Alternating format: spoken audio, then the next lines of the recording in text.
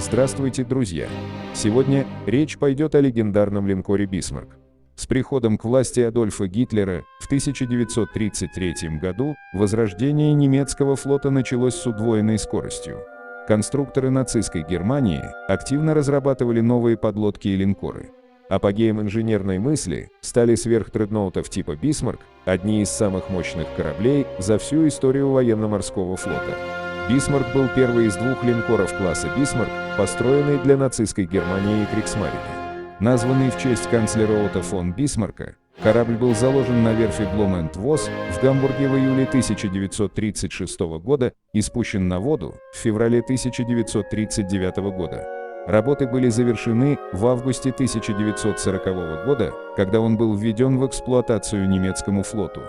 «Бисмарк» и его родственный корабль «Тирпиц» были самыми большими линкорами, когда-либо построенными Германией, и двумя из самых крупных, построенных любой европейской державой.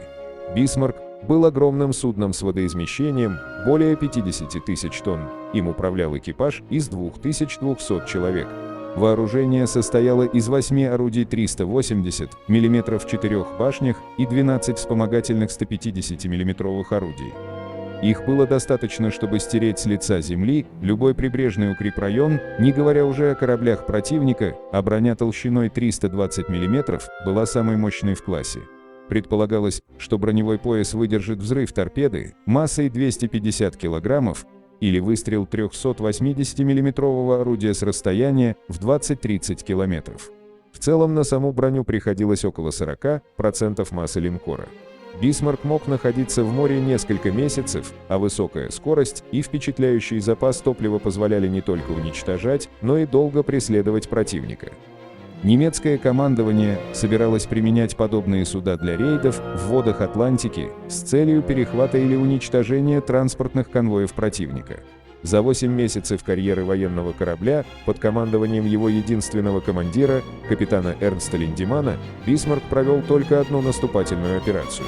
18 мая 1941 года линкор «Бисмарк» в сопровождении тяжелого крейсера «Принц Ойген» ушел в свой первый рейд, но двум всадникам апокалипсиса не удалось выйти в Атлантику незамеченными. 23 мая при пересечении Датского пролива за ними увязались два английских крейсера «Суффолк» и «Норфолк», которые следили за немцами больше суток, дожидаясь подмоги. Параллельно с этим Англия созывала на бой весь свой флот. «Бисмарк» вместе с тяжелым крейсером «Принц Ойген» должен был прорваться в Атлантический океан и совершить набег на корабли союзников из Северной Америки. Два корабля были обнаружены у берегов Скандинавии. Британские военно-морские силы были развернуты, чтобы заблокировать им путь. В битве за Датский пролив боевой крейсер «Худ» сначала вступил в бой с «Принц Ойгеном», вероятно по ошибке, в то время как «Принц Уэльса» занялся «Бисмарком». В последовавшей битве «Худ» был уничтожен объединенным огнем «Бисмарка» и «Принца Ойгена», который повредил «Принца Уэльского» и заставил его отступить. «Бисмарк» получил достаточный урон от 3 попаданий, чтобы остановить рейд. Уничтожение «Худа» спровоцировало безжалостную погоню Королевского флота с участием десятков военных кораблей. 2 днями позже, направляясь в оккупированную Францию для проведения ремонта, «Бисмарк» был атакован 16 Фейри Swordfish бипланами, торпедоносцами с авианосца «Арк-Ройл». «Бисмарк» получил попадание, в результате которого рулевой механизм линкора вышел из строя. Взрыв не пробил броню, но зато повредило руль, и теперь корабль уже не мог плыть по заданному курсу. Поиски немецкого линкора в водах Атлантического океана длились до 27 мая. В 8:00 утра два английских линкора «Родни» и «Кинг Джордж V», приблизившиеся на расстоянии в 19 километров, начали обстреливать «Бисмарк». Немцы начали стрелять в ответ, но неспособность к маневрам существенно усложняла наведение, снижая точность стрельбы, да и низкая скорость в 7 узлов делала его легкой добычей для тяжелых крейсеров «Норфолк» и «Дорсетшир». Несколько попаданий 406 мм снарядов вывели из строя башни «Бисмарка», уничтожили командный пункт, на тот момент в нем находился практически весь офицерский состав.